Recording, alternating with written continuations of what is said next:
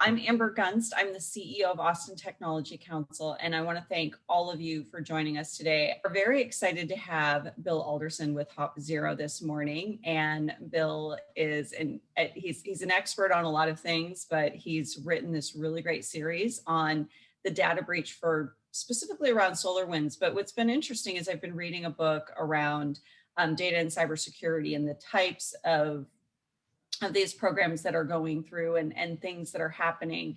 And, you know, I think, Glenn, you brought up a really good point. This is the new aspect of crime. It's also the new aspect of global warfare, as well as several other things. So understanding security breaches and understanding how it happens to companies, even companies that are extremely secure and very private about their client base, as SolarWinds is, helps us understand how we not only can secure our own businesses, but how we can better understand what's going on from a global perspective. Thank you, Amber, and thank you, Jessica, for setting this up for us today. I am very passionate about computer network security and performance. You can't have performance without security, and you can't have security without performance. It has to all work. We have to be able to do things. A lot of security people over the ages have been overzealous and just not wanted us to communicate, but that's an impossibility. We have to communicate, we have to operate. But the Supreme Court ruled some time ago that safety is not the absence of risk. We do experience risk in our world, and every day when we step into the shower or the tub, we risk harming ourselves. Well, we have to, as human beings, experience some form of risk, but risk is not the absence of safety. We do what we can, and there are some things that I believe that our nation, our government, and ourselves could do to improve our security. Much of our security that gets compromised, we actually compromise ourselves. You know, we put that information out there for consumption, unknowingly, and sometimes unknowingly, and other times. And then when it comes out and it's exposed, you know, we're like, whoa, you know, but sometimes we do these things to ourselves a little bit. And I'm going to talk about, you know, who's responsible for some of these things. And if you've read my report, you've already gone through it. I'm just going to use the slides as a way of kind of moving through the 8 different parts, and then allow us to communicate and talk a little bit about those 8 different parts. If you didn't get the entire 8 piece, I'll attach it or make sure that you get the entire 8 piece set. Now, so I kind of set it up that, you know, we're kind of responsible for our own security to some degree, and making sure that we are mindful. And then, of course, our banks and our healthcare organizations are responsible when we disclose some of that information to then keep our data secure. So there's some on them and there's some on us. And then we have this world that we live in, this kind of anonymous world, and we don't sometimes know if our neighbors could be our enemy, or we don't know if our enemy is afar. And so we kind of get this feeling where we just distrust everyone. And I feel like that's not the way to live life. And I mean, at the end of the day, you know, our data is getting compromised, but I think it's better that we communicate and that we interoperate and we operate, and we're going to eventually figure out how to mitigate most of this stuff over time. But right now we're on this compendium of you know, where we started in the in the 80s and then the 90s and the 2000s, and then here we are up here. We really want to be way out here in security and performance, and we're just, our technologists and myself included think that we're approaching some nirvana, and it's just not the truth. We're a very young industry. The data industry is young. I mean, even if you look at TCP/IP being about 50 years old now, that's well, what were cars like in the 50s? Well, they're certainly not the way they are today. Now we have Teslas and other such things. So if you look at that compendium of where we are, where we're going, we're not very far out in sophistication or maturity. Data systems are still very immature, in my opinion.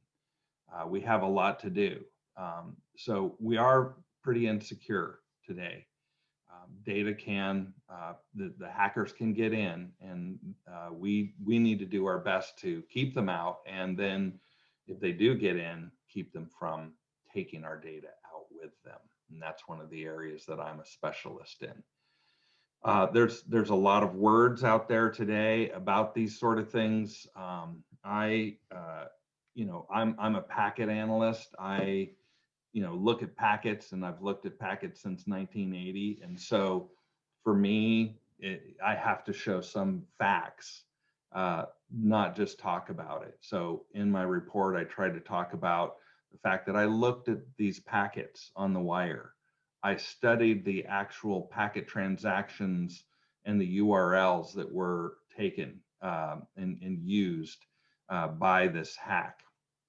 And I looked at the packets, and I learned some things from them that, through my discovery here that I'll talk about, that I kind of bring out. Right now, today, security, and I'm going to be quiet here in a minute, so get ready to participate. But one of the biggest things is that the computers that we use have logs. And the computers, whether they're servers or your servers, they have security logs, they have activity logs, they have error logs, they're all logged. And today's method of primarily securing systems is to take all of our systems and take those logs and send them somewhere for analysis. Here's the trouble. When a hacker gets into a computer, if they're sophisticated, like these guys are, the first thing they do is they expunge their behavior out of the logs. So even if you log 10,000 computers and send them over to a storage area for storage and later analysis, or even close to real-time analysis, if the logs have been expunged of the hacker activity, then you're not going to see that activity, and you're not going to be aware that they are in there. So my focus, and this is my area of specialty, and of course, I hope that's one of the reasons why you're listening today, is that I look at things on the wire. The wire never lies. If you collect information and analyze the wire, even though they may have expunged their behavior out of the computer log, the fact that they went from this machine to that machine hits the wire. And when you look at it on the wire never lies, and the wire discloses the hacker or the criminal in that situation. So just to let you know, that's my focus, is looking at the wire. And I've been literally looking at the wire since 1980, when I was a communications engineer at Lockheed Missiles and Space Company in Sunnyvale, California, in the middle of the Silicon Valley. 1980. So imagine that. Yeah, I had lots of hair then. I've been splitting it, ever since, in this industry that we're in. But anyway, so I basically went through and found a few things that I thought were salient information. And so the number one thing is that the SolarWinds monitoring software does not itself contain high value data. So there were some technologists who thought, oh, it's okay. We just got our monitoring software. The SolarWinds monitoring software was compromised. Our data wasn't compromised. Well, couldn't be further from the truth, because in order for SolarWinds to monitor SQL servers, which they're very good at, and other servers and systems, Linux, Oracle, etc., in order for them to monitor into the deep security and performance components, they have to have the credentials to get access to the holy of holies of those operating systems. So whereas SolarWinds did not contain the data itself, it had all of the credentials to allow someone to get in, use those tokens and credentials, and even to the point of creating some of those tokens and credentials, so that even if you expunge some of these things, they can still be there. And that's probably the most dangerous part of the whole situation, is that the credentials that were on the SolarWinds platform were highly, all access. And so that's kind of the thing that I'd like to just throw out as a discussion point, that even though you may not have something that's on your computer, the hacker is not interested in your computer. They're looking for bulk data that your computer has access to. So with that, any questions or comments from the rest of y'all? So, no. Bill, I actually have a question. You're talking about watching the wire, and you're talking about how they're looking just for any little access point on your computer. Is there any way to hide this stuff, or to create extra steps to ensure that people can't actually access this? Well, the number one thing, and I know that all the sophisticated experts of the entire planet have weighed in on this. I'm kind of a simple guy, and I was steeped in government security at a young age, where super high security networks, you did not let them even touch the internet. It was fully air gapped. Matter of fact, we went to such lengths that power line monitoring systems, we would insulate the power lines at Lockheed to make certain that when we typed on the old IBM Selectric and it would create a certain frequency back through the power line, that you could tell where that little round ball clicked and what was being typed on that typewriter. And we would filter the power to make sure that people could not listen to the power line and see what we were typing on an IBM Selectric. So there's a lot of paranoia, and we did a lot of those sort of things, and that's what I was steeped in. And today, everything's just updated on the, you just update everything on the internet. And I just frankly don't believe that you should just trust the internet for all those sort of things. And that's what a lot of my paper is about, is that you don't have to update everything directly on the internet in an enterprise. And so just pure allowing, for instance, the SolarWinds system to have ubiquitous access to the internet, uncontrolled, unfiltered, because you trust SolarWinds and that software and that system, it had internet access. And basically, had the SolarWinds platform not had direct ubiquitous internet access, the hack would have been stopped completely. Could not have occurred, because there were tests. And that's one of the things that I feel like, we've gotten to the point where we just trust the internet too much. The internet was a system that was an academic system that was put out there in order to collaborate with experts around the world, from North Korea, from Russia, from China, from our enemies. It was an academic exchange of ideas and information. No matter what political structure or enemy you may have been on, we wanted to communicate academically, and so we connected the internet to everyone. The issue is that we might not want to disclose all that information to everybody ubiquitously. So some things we need to control. And those are our big servers. They need to be controlled. They should not have direct internet access. As a matter of fact, those big systems should be kept internally and not allowed to go out in most cases, so that so that they can't get there. So and here's the step 1, 2, 3, 4, 5. So let's quickly go through this and maybe we'll generate some questions here. Number 1, the attack code, about 4,000 lines of code was created. And then, they were able to, number 2, put it into the exact place that it should be to get compiled, to use the coder, to use the infrastructure that SolarWinds created in order to, get these updates. So the attacker was the catalyst, and they are the bad guys.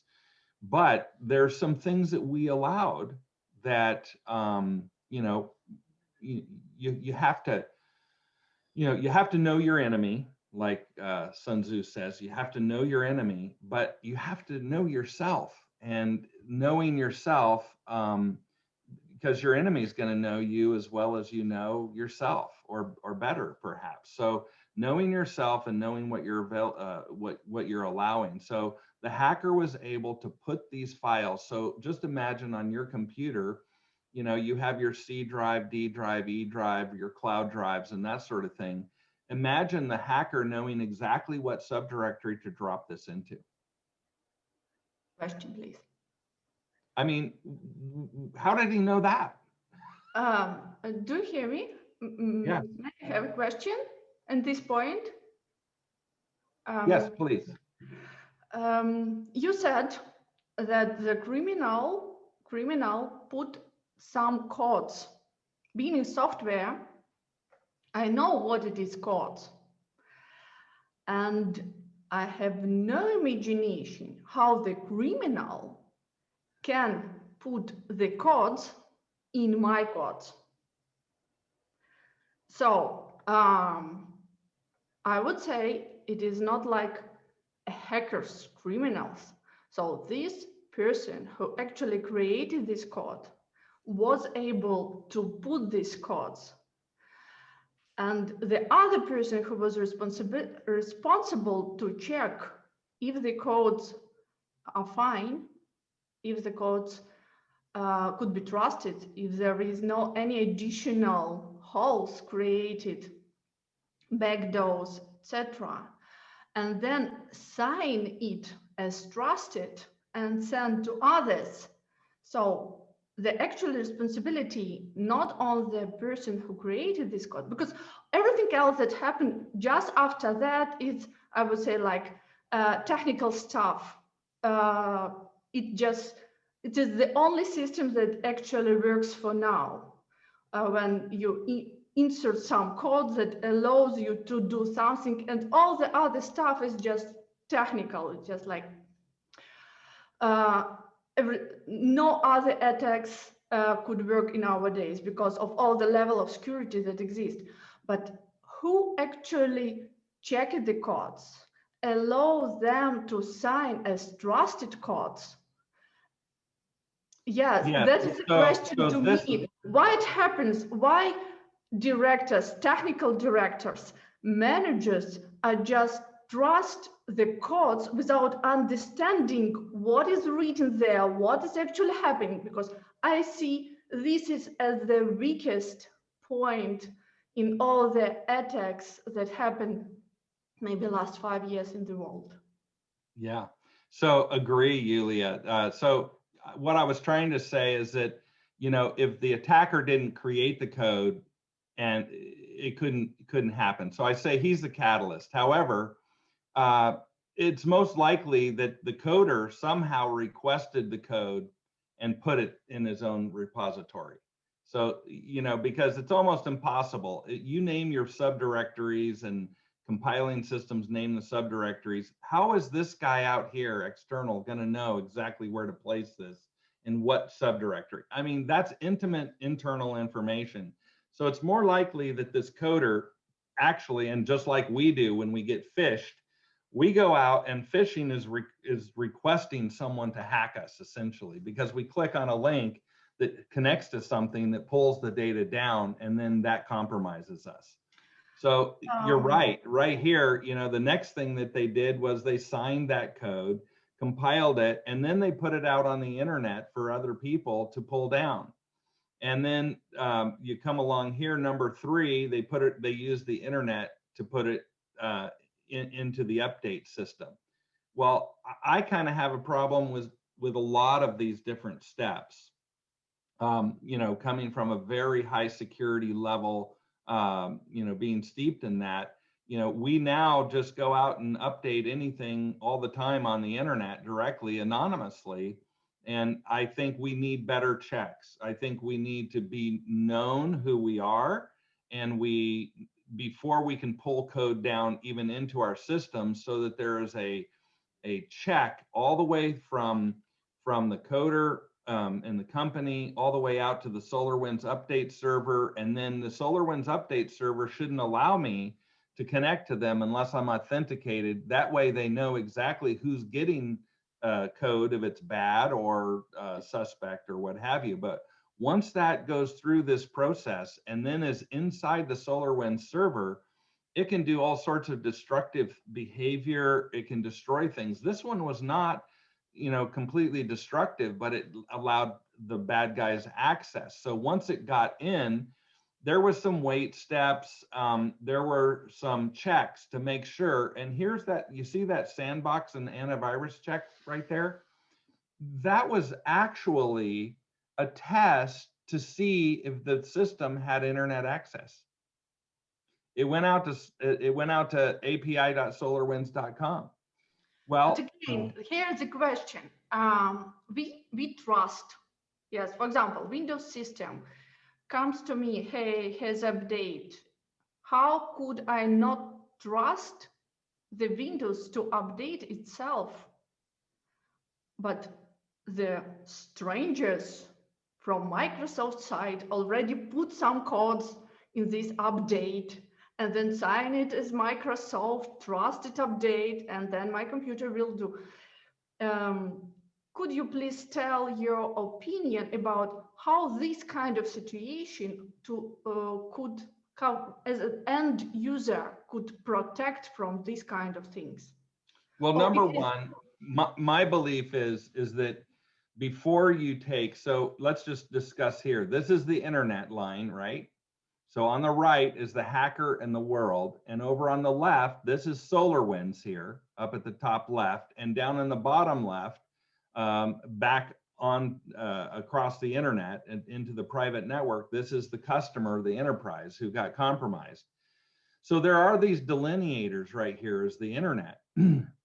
And what I believe is that we need to be more mindful as a customer of what we allow into our environment. And I am one who believes that we should have a much tighter security environment around what we allow in to update, and that those come not to the actual SolarWinds console, but to a update server.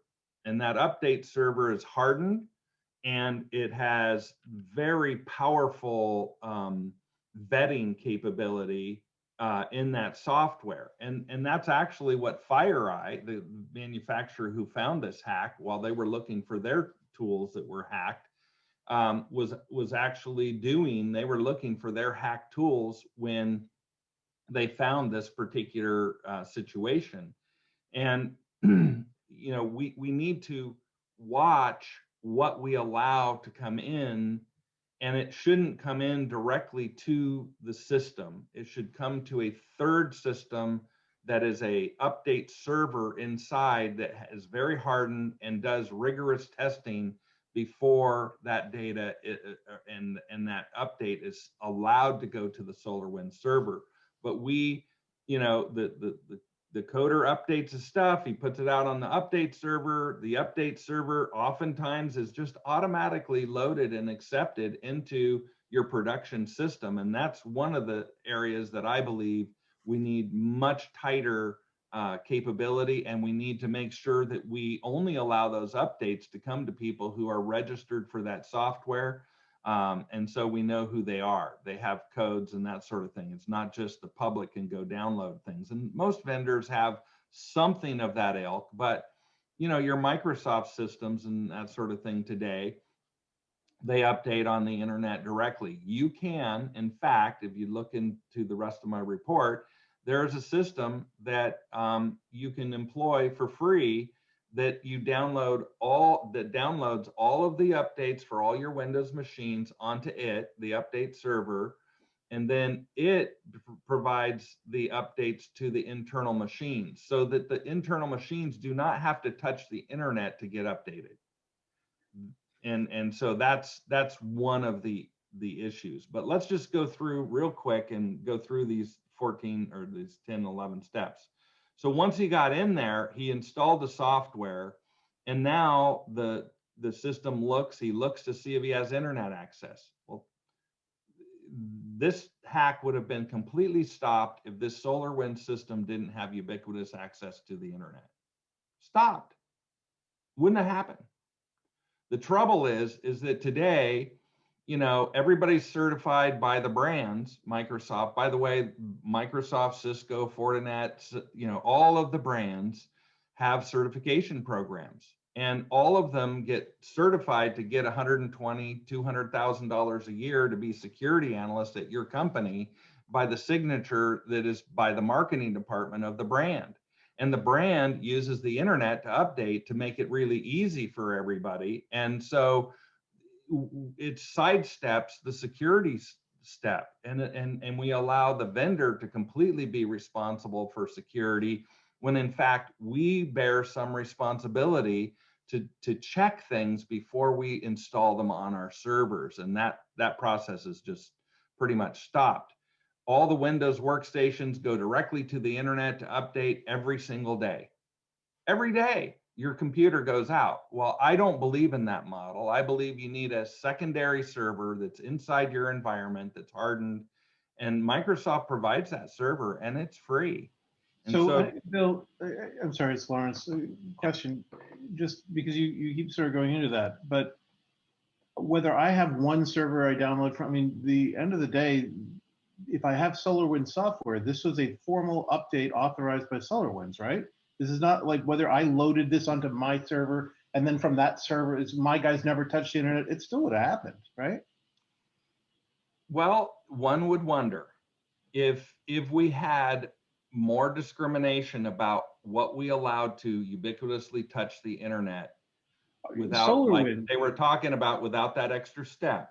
Right, SolarWinds could have fixed this, but the point is, as a consumer of SolarWinds or of Microsoft or of Bitdefender or of any of these other things, when the company says, here, we have an update for you and it's a critical security patch, what would I have done? Like I said, without an extra step to go in and to vet each piece. And I'm not saying that this might not have happened in that case, but we allow ubiquitously every day and trust all these vendors instead of having a little bit of insulation from those upgrades. So you're right, it could have happened anyway because it was a sanctioned update and we may have taken it and updated it. But today, most of those updates, Lawrence, are just automatic. Hey, Bill, this is Eduardo. Yeah. And while we're on the topic, I know you have a lot more points there. I just want to be real quick on another concept. You're talking about what we allow in based on controlling of the systems that are doing the pulling or the receiving of the data, the updates. I've been in cybersecurity for a while. I have an MSP. We deal with a lot of business environments. And one of the things that I'm starting to really explore, and I really got the idea for my home network when I put my child's Circle monitor on them so I can not allow them to go to YouTube after 10 p.m. or whatever the case may be. All these apps that we have on our phones, our computers, our servers, everything is we're at the mercy of what those developers decide to do within their code. We all know that Facebook is listening. You mentioned SolarWinds, and then you start getting SolarWinds apps in your Facebook application. So what I'm starting to explore is looking, and I know there's an industry term for this, I can't think of it, but basically most firewall rules will say you only allow certain ports in, you only allow certain traffic into your network, but out, any client from the inside can talk to any client on the outside over any protocol, over any port. I think maybe we need to start exploring outbound rules on firewalls. So if there is a compromised software that gets installed on one of your servers, workstations, mobile devices, IoTs, whatever, if that server that is trying to communicate out to isn't on an allow list, then it doesn't matter how the software has been compromised if it can't call home. Yes. And that's kind of my point. And some of my points are specific and others are general. I just believe we should discriminate on what we receive and what we click automatic update on. And just to let you know, this entire breach was on the Orion Improvement Program. You know that little checkbox when you install software and says, would you like to altruistically help us improve your software? Of course I would. Click. We're just going to get some information that's kind of anonymous and docile. It's not really going to impact you. But when you click that little button, you're going to help us build better software. Do you realize that that is exactly the code that was compromised in SolarWinds?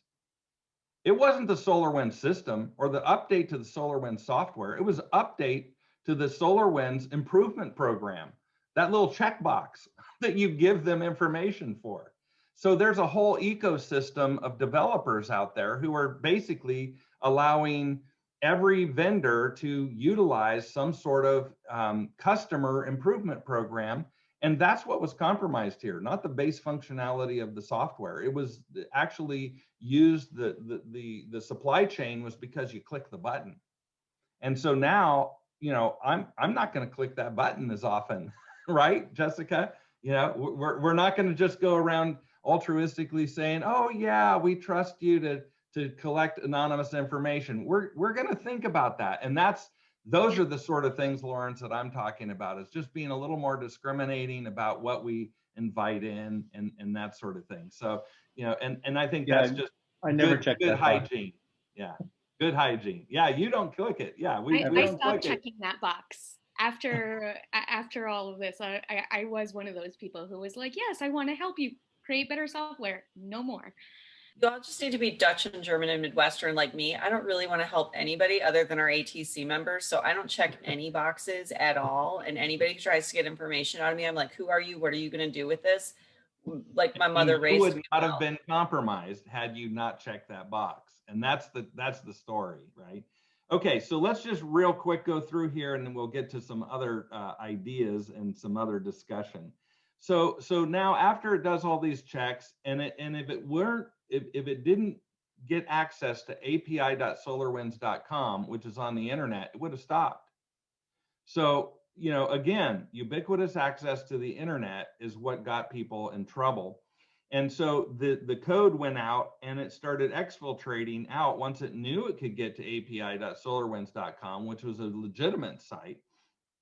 Then it knew that it could continue on and it gathered data, and then it starts exfiltrating out to this Microsoft Azure hosted server that anyone can buy. You can buy one of these servers, and it had the IP address of 20.140.0.1. And the name of that device was avmsvmcloud.com. Well, where did they get that resolution? You have a domain name, and then you have an IP address. Well, the internet uses IP addresses to communicate, but we use domain names as humans in order to get to the IP address. So when we put in avmsvmcloud.com as the name, it came back with the IP address of 20.140.0.1. Well, the trouble is, if you look in the small print there, that name server that provided that IP to DNS resolution was called Sunburst Name Server -B sinkhole shadowserver.org. I'm sorry, but somebody should have been vetting, where am I getting my DNS from for these things? So maybe we didn't know up until this point, but now we know. We should be looking at our DNS. There are DNS systems on the internet that watch and make sure that you don't click on something that says Bank of America, and then it goes out and gets a criminal's IP address. There's a lot of that, and we've mitigated a lot of that, and we have systems that do that. Cloudflare and other services do that. But here we went out and got this AVMS. Now that AVMS, vmcloud.com, sounds like a good domain name, but the DNS server got the IP address from doesn't sound like a friendly person.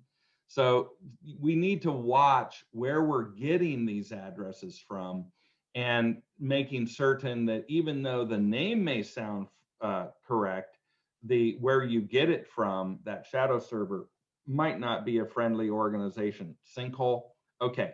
So that's just a little bit of information. Now, once the SolarWinds was able to exfiltrate all those credentials and information out, then it can inform the software on the Microsoft server, could inform the criminal, got free access, here's all the codes, here's how to get it, or here, take over this communication session, and now you're in complete control of the SolarWinds server. Once you're in complete control of the SolarWinds server, it has access to everything. Boom, now the criminals can come in, and the worst thing is they can put another Trojan on every piece of software on every server, on every system. And that's why people are talking about, we may not be able to expunge this hack, because we don't know exactly in all cases what they may have planted, right? So is there any questions about those 11 steps, 11 evading steps? That the hackers were really smart, but we played a role in that. I think my big question as I run a software company that writes software for other companies. I'm back on step one, where they got their code in, and you it's like, yeah, right. How did that happen? And I can conceive of a bunch of ways. So it's not like it's I think it's impossible at all. But my question is, do you have any information on how the attack was conducted against the original coder files? In other words, key logging on some random developer's machine, where they got, like, any ideas on that? There's now hundreds of these different reports, and I try and listen and read to most of them, and I haven't found any exacting evidentiary information. Now, SolarWinds might have that, but of course SolarWinds is in the throes of potential litigation and that sort of thing. So I'm not sure how much they're going to say this is how this happened on the inside. I don't know, to that degree. Somebody certainly has some ideas. I'm not sure that they've become public yet that I'm aware of. Anybody else?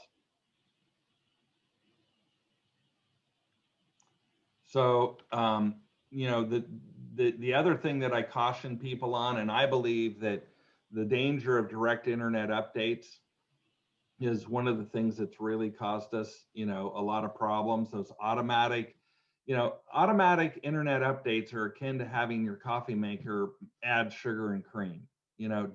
Really?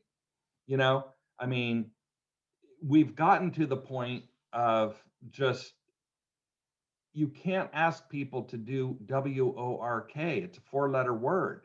Well, that's what security is about. It's about work. It's WORK. And I know that it's a bad word, but we need to do it. And that means we need to vet, we need to watch, we need to question. And everyone is well, I don't want any software that doesn't do everything for me automatically. Well, I want artificial intelligence software. Well, artificial intelligence software is still killing people in automobiles, where there's an 8 billion person market, and trillions of dollars going after it, and we still can't stop killing people in automobiles. But AI is going to do everything. Now AI is going to take care of our software and our security. The compendium, we are not there yet. We're still killing people. You cannot depend upon artificial intelligence until you have the manual intelligence. And that means, we don't give the keys to the kid, to go out and stay out till 2 a.m. We exercise some judgment about what we allow to be automatic. And what I'm saying is that we have allowed too much automatic. And yes, maybe on our workstations, we can trust Microsoft a little bit, but really these pieces of software that have all access to our entire environment.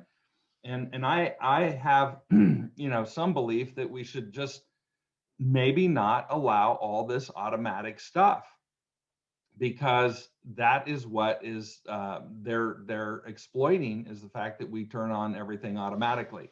Let me show you this diagram. Having an air gap of some sort is a good thing.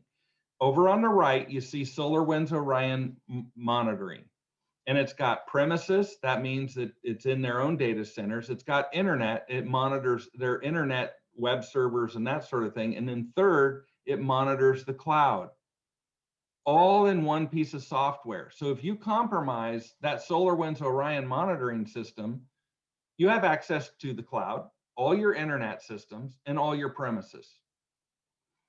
The more normal way of doing this is at the very bottom, where you start out with SolarWinds and it monitors the premises stuff, your routers and firewalls, but then you use a different piece of software with a different set of security, to monitor the internet, like Manage Engine or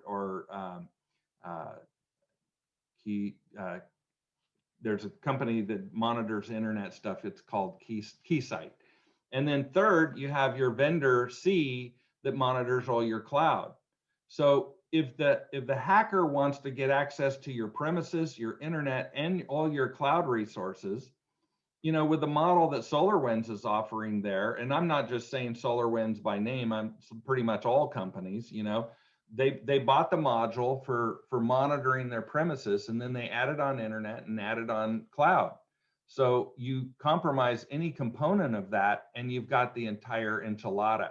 And it's called separation. And that's what we do in military and government security, is we have compartmentalization of information.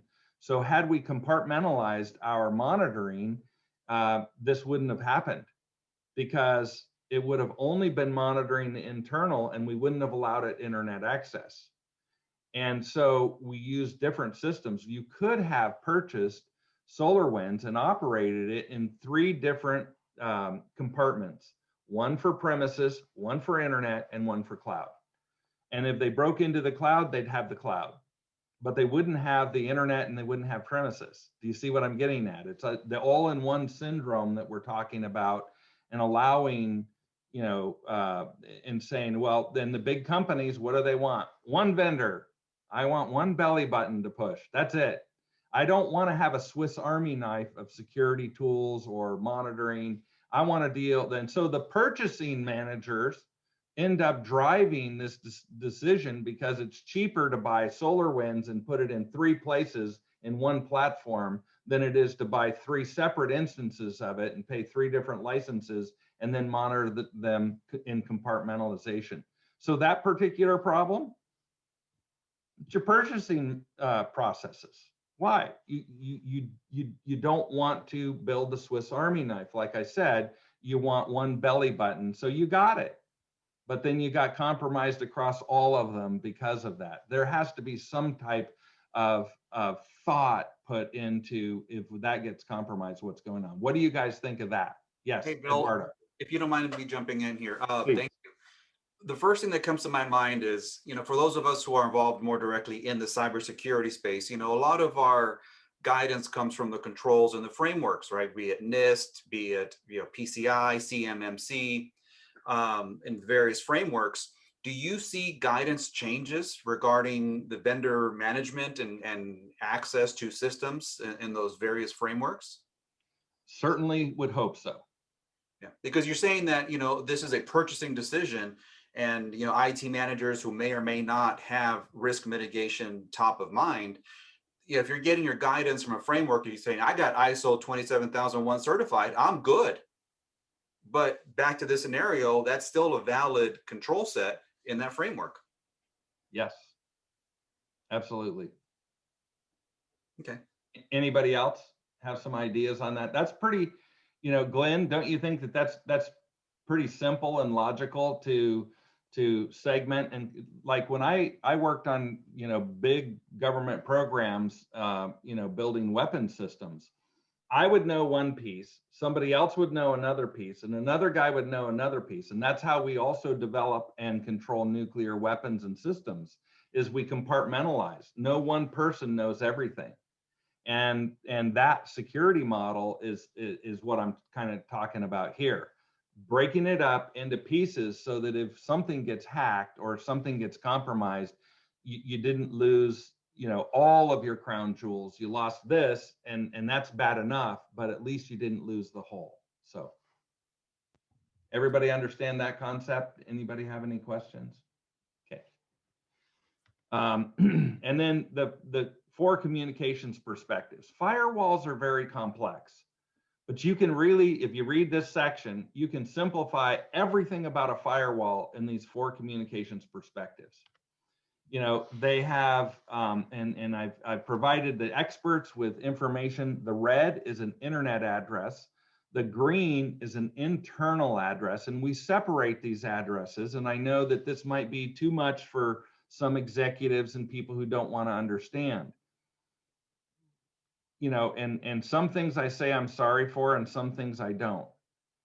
If you are a security executive, if you are making decisions, you need to understand the red addresses from the green addresses. And by God, if you don't, then somebody needs to replace you, because in security, you absolutely must understand certain key concepts. And in this one paper that I've written in this one section, if you are willing to sit down and learn and listen, you can understand that you don't let red things come into green things.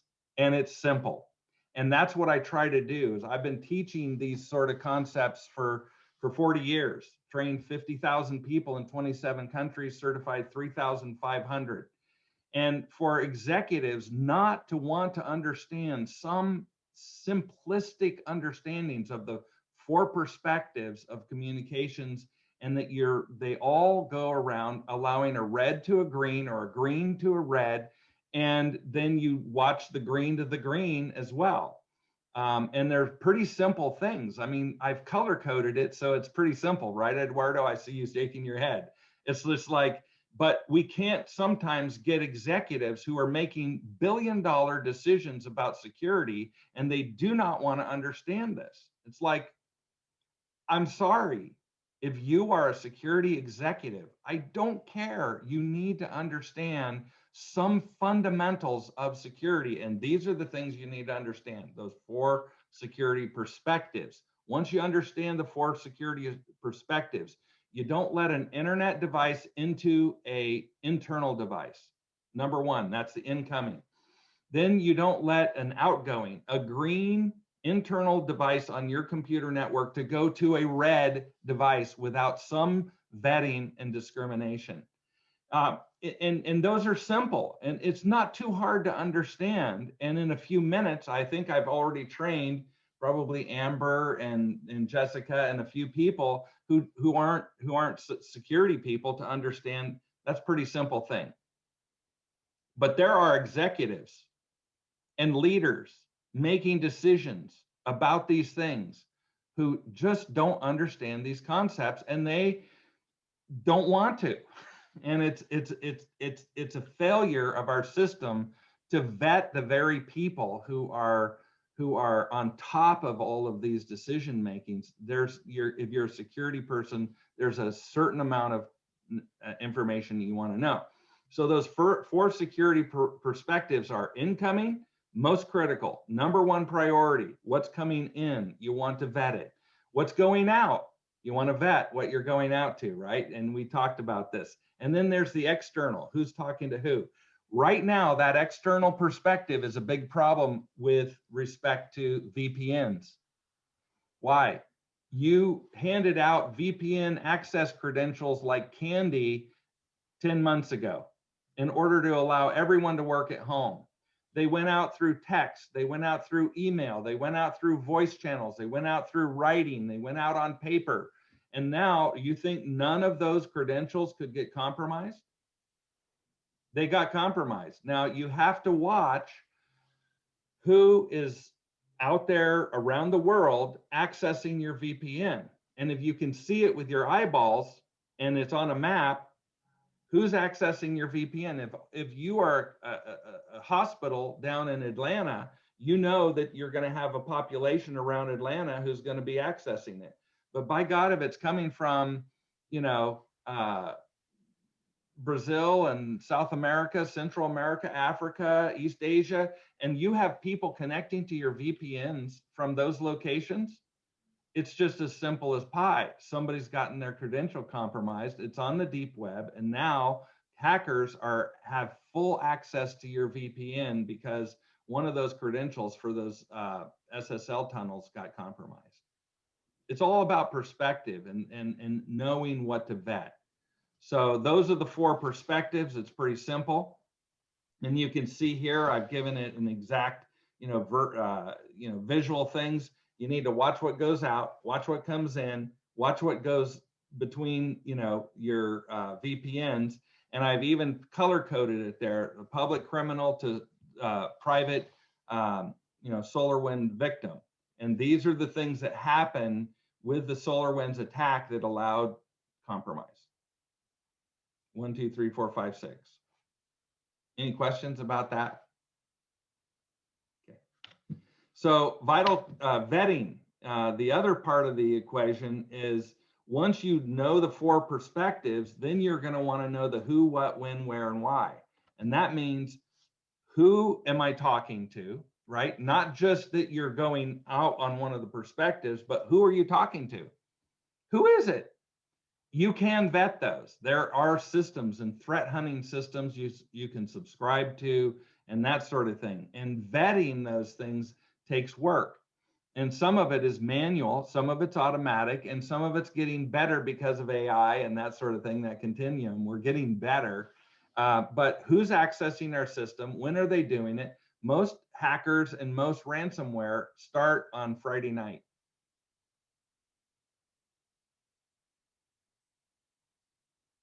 Why? It's the least monitored period of time, Friday. And guess what? They have Friday, Saturday, and Sunday to compromise and to go in and get your stuff and to do damage Friday, Saturday, and Sunday before you figure it out on Monday. They have this big window of opportunity when you're just not as vigilant on those weekends. And there are some AI vendors who do, security vendors, and they say, well, you might want to turn off some of those alarms on the weekends. Why? Well, because we don't have anybody on the help desk on the weekends. It's like, really? I'm sorry, where did you get the information that hackers attacks happens Friday or night? I'm not saying only and always. I'm saying that is the time that they can begin on Friday night, and they have all weekend before you find out on Monday morning if you are not vigilant and if you don't have a very highly staffed team watching the little alarms that might come up.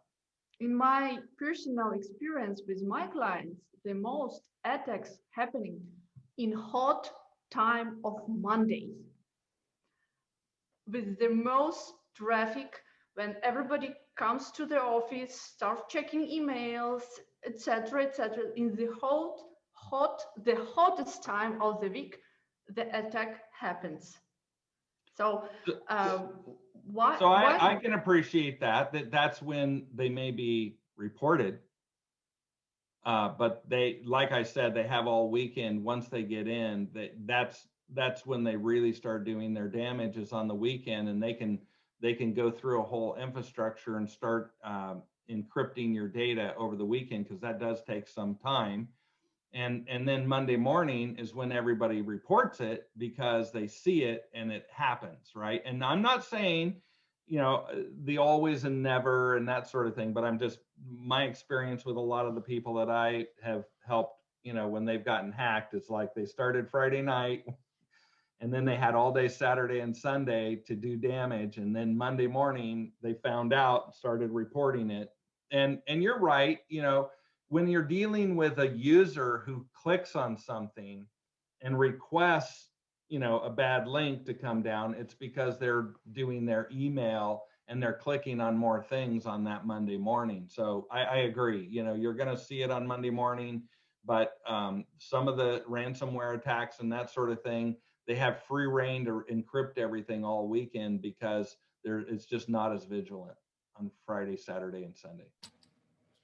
I can see both of those points, because I worked with a guy who every Monday morning when the phishing emails came out, he clicked on all of them, and we worked for $1 billion company. And it got to a point where the IT people literally called his office every Monday morning and said, do not click on anything. Like it was every Monday morning. And we were like, Jeff, stop. But every Monday morning he clicked on every single email, because he worked in staffing. So he was like, this could be a candidate. And it was like, no one that's putting Snow White in the subject line is a candidate, Jeff. So I get where Yulia is coming from, because there are employees who go in on Monday morning, and maybe that's that work that they're setting up over the weekend, is figuring out who's that person that's most likely. Because I never saw the phishing emails. I mean, I deleted most of them if I saw them without even opening them. But Jeff opened everything. It's amazing that a lot of the education and a lot of cybersecurity is in educating people. I feel that that's a sad situation on the security people. I think we could do a lot better job to make sure that we don't have to train, everyone to observe every situation. We should be able to find it, mitigate it, get it out of the way before they are able to click. Hey, Bill, real quick. So yeah. Just to kind of put a little more information there on the threat vectors that people are seeing. Like I said, we've been monitoring our client networks for 20 years. And you're right in the sense that once a network has been compromised, the hackers, the bad actors will spend a weekend to go and traverse the environment and encrypt and do their damage. But we are now seeing, because of some of the more advanced monitoring capabilities of like Office 365, some of our users, it can be a login from North Korea at 10 a.m. Central Standard Time, right? We know that that's not a valid user, but we're now seeing, because of the various threat vectors, that now it's a 24/7 operation, because you have different time zones, you have, nation states, you have just bad actors in the Congo who are looking to exploit whatever information, whatever access they can get. So, there's no more downtime in the world of cybersecurity. It is a 24/7. You're always on, trying to identify any new vulnerabilities, and it never stops. It only gets worse, because the zero-day exploits. This happened to SolarWinds. Exactly. How many times does a Microsoft app will come out with zero-day patches? Exactly. So that's why I advocate the who, what, when, where, why. Looking at these things, doing a little bit of manual work, and then what you learn manually, you can set up automatically to watch a little bit, but you still have to do some of that old-fashioned elbow grease and work. It's not just automatic. And I talked about this earlier, the software improvement program. What part of this was an inside job? Do you know that last week Microsoft came out with an analysis where they found 1,000 fingerprints of different coders and programmers and admins and developers that may have assisted in some way the intimate information that was required in order to pull off this hack was, by a lot of different people. And that's why I said it. And they said, oh, it's a nation state. Well, I don't care if you're talking about a North Korean child who starts hacking at 6 years old. it doesn't matter. He cannot guess the name of the subdirectory that you put those things in.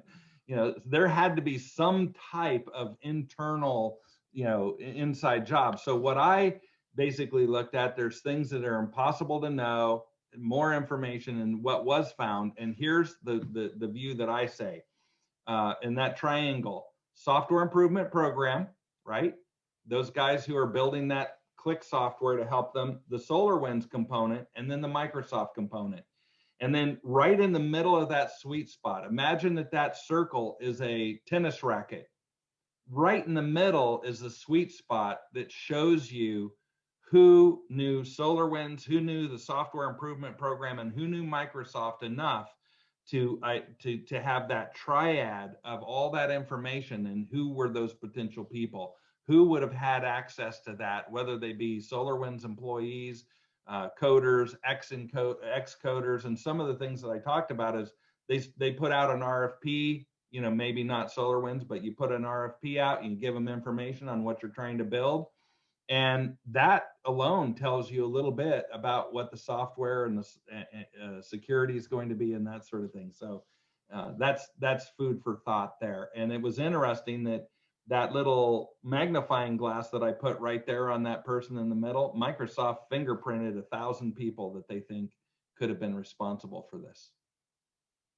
So it's pretty cool stuff. And and we have the information and the ability to get. Now, once they got access to this system, they created their own tokens, their own certificates. So now even if they said, oh, well, let's go kill all those certificates or tokens, they killed those user tokens, they killed those things, but now they've already created an advanced persistent threat, an APT, advanced persistent threat, so that they could continue operation even though you've killed some of those old credentials because they built new ones.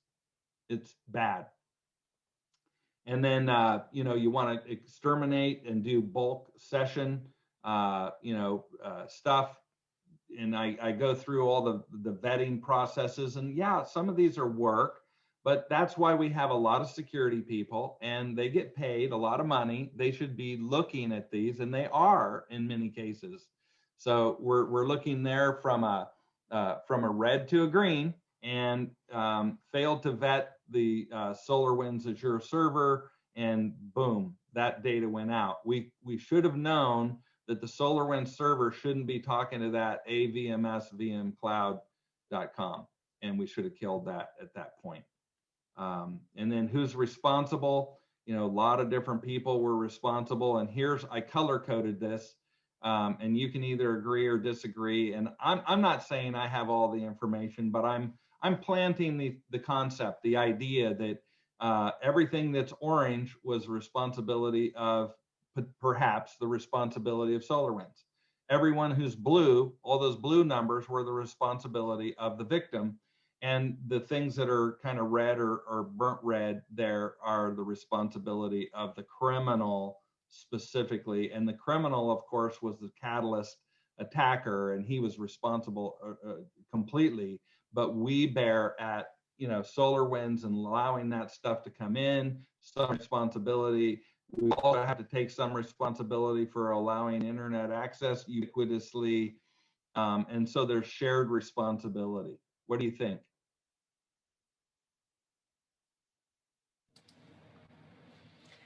I think you're right, because the little bit of research that I've done is that there's no innocent party here. Well, this has been a really interesting conversation. In fact, Bill, as you were talking about stuff, I was like Googling it and I was looking stuff up and everything. And we always enjoy conversations where we can really learn something and do a deeper dive. And this is, it's not just a SolarWinds problem. This is a Target problem. This is a JP Morgan problem. This is a problem, Sony had a big breach. The federal government's had breach.